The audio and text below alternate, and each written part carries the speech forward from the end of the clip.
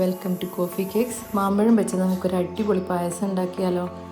വളരെ കുറച്ച് ചേരുവകൾ കൊണ്ട് നമുക്കൊരു പായസം ഉണ്ടാക്കാം. പാനടുപ്പത്ത് വെക്കുക, എന്നിട്ട് ഉരുക്കിയ ശർക്കര ഒഴിക്കുക.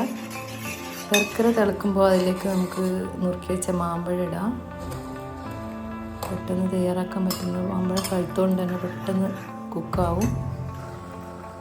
ഒന്ന് തിളച്ച് വരുമ്പോൾ അതിനകത്തേക്ക് 2 സ്പൂണ് വേവിച്ച സാബുവിനരി ചേർക്കുക.